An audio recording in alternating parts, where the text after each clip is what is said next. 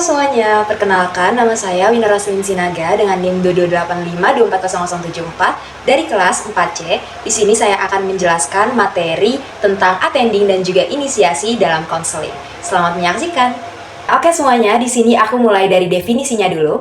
Jadi keterampilan attending adalah kemampuan konselor untuk memberikan perhatian penuh kepada klien, baik secara verbal maupun nonverbal, sehingga klien merasa didengar, dihargai, dan dipahami secara menyeluruh.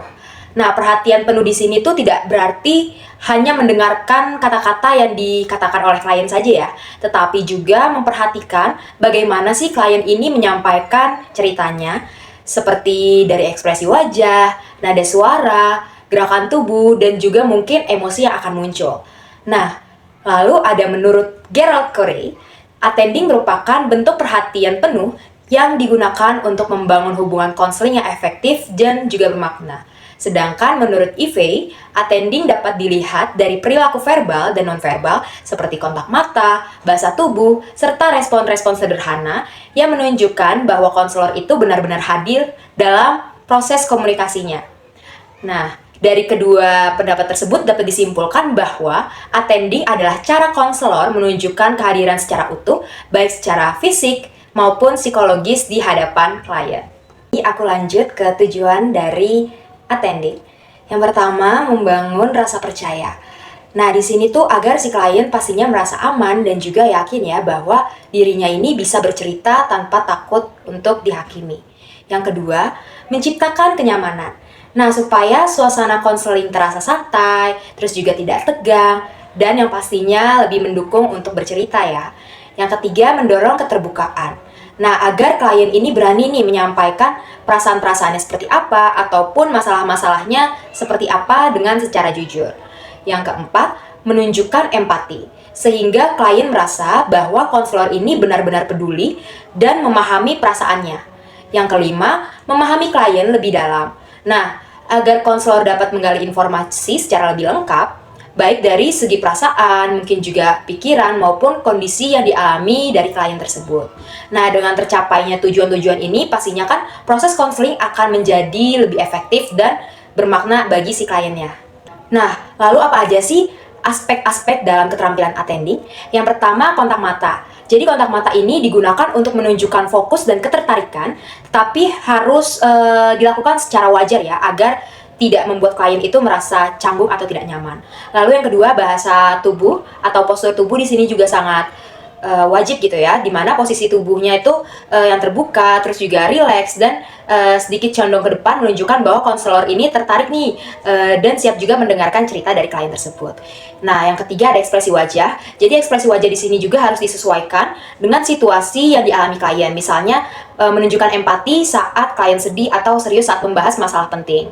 Nah, lalu yang keempat ada gerakan tubuh seperti mengangguk atau juga memberikan isyarat kecil yang menunjukkan bahwa konselor itu mengikuti dan memahami pembicaraan kliennya ini sampai mana gitu ya. Lalu yang ketiga, jarak. Nah, jadi harus dijaga juga agar tetap nyaman, tidak terlalu dekat ataupun juga tidak terlalu jauh sehingga membuat klien risih dan juga tidak terkesan tidak peduli ya kalau misalnya terlalu jauh gitu. Nah, lalu yang keenam ada respon verbal. Nah, di sini juga sangat berfungsi sebagai tanda bahwa konselor ini mendengarkan secara aktif dan juga memberikan kesempatan klien untuk berbicara gitu. Nah, jadi keenam aspek di sini harus digunakan secara seimbang dan juga tepat agar attendingnya itu terasa natural dan juga tidak berlebihan ya terhadap klien ya. Kita lanjut ke tahapan dalam attending. Jadi yang pertama, mempersiapkan diri. Nah, sebelum bertemu klien, pastinya konselor ini harus mempersiapkan dirinya secara mental dan juga emosional ya. Memastikan dirinya dalam keadaan yang fokus, tenang, terus juga siap mendengarkan tanpa gangguan atau prasangka lainnya. Lalu yang kedua, menyambut klien. Nah, konselor di sini menyambut klien dengan sikap ramah, sopan, dan juga terbuka. Karena kesan pertamanya ini kan pasti sangat berpengaruh ya terhadap kenyamanan klien dan untuk memulai sesi konseling. Lalu yang ketiga, menjaga perhatian. Nah, di sini menjaga perhatian selama proses konseling berlangsung itu juga yang wajib. Di sini juga konselor harus benar-benar fokus pada klien, tidak terdistraksi, serta menunjukkan perhatian melalui kontak mata, bahasa tubuh, dan sikap yang mendukung. Yang keempat, memberikan respon. Nah, konselor juga memberikan respon ini secara baik, verbal maupun nonverbal, seperti mengangguk atau mengatakan iya, agar si klien ini merasa didengarkan dan didukung untuk berbicara ya. Yang kelima, menunjukkan empati. Nah, konselor pastinya kan berusaha memahami perasaan klien secara lebih dalam ya. Nah, tidak hanya mendengarkan cuman ceritanya aja gitu, tapi juga dapat merasakan apa yang dirasakan oleh klien tersebut. Nah, yang keenam, mempertahankan konsistensi. Konselor juga harus mampu menjaga sikap, perhatian tersebut dari awal hingga akhir, agar si klien merasa dihargai secara terus-menerus dan tidak merasa diabaikan di tengah-tengah proses konselingnya. Nah, dengan menjalankan tahapan-tahapan ini secara konsisten, keterampilan attending dapat membantu menciptakan proses konseling yang lebih efektif dan juga bermakna terhadap klien tersebut.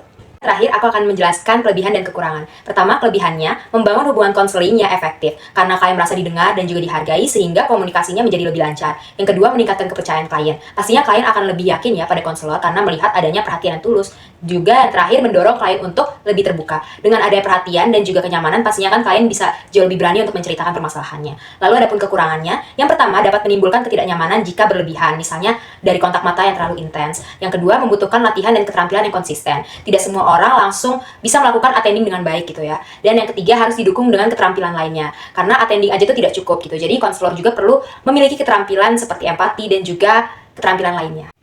Oke, materi selanjutnya aku akan bahas inisiasi atau initiating.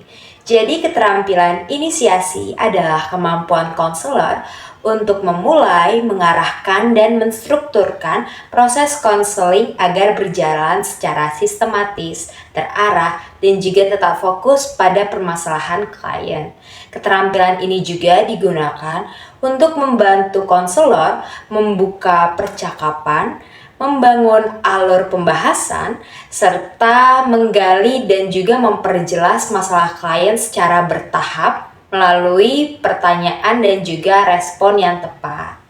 Nah, adapun tujuan dari inisiasi, yang pertama mengarahkan proses konseling agar lebih terstruktur, yang kedua menggali informasi klien secara sistematis, yang ketiga memfokuskan pembahasan pada masalah utamanya, yang keempat membantu klien memahami permasalahannya dengan lebih jelas. Yang terakhir, membuat proses konseling jauh lebih efektif. Next adalah aspek inisiasi. Yang pertama, pertanyaan terbuka. Jadi, menggali informasinya itu secara luas dari klien. Lalu yang kedua, pertanyaan tertutup, yang dimana mendapatkan jawaban singkat dan juga spesifik. Yang ketiga, parafrase, yaitu mengulang inti pembicaraan klien dengan bahasa sendiri. Yang keempat, ada leading. Nah, leading di sini mengarahkan pembicaraan agar tetap fokus. Dan yang terakhir yaitu penstrukturan, di mana mengatur alur konseling agar lebih terarah dan juga sistematis. Lalu ada pun tahapan dalam inisiasi. Yang pertama, mulai pembicaraan, di mana konselor membuka percakapan dengan klien untuk membangun hubungan awal.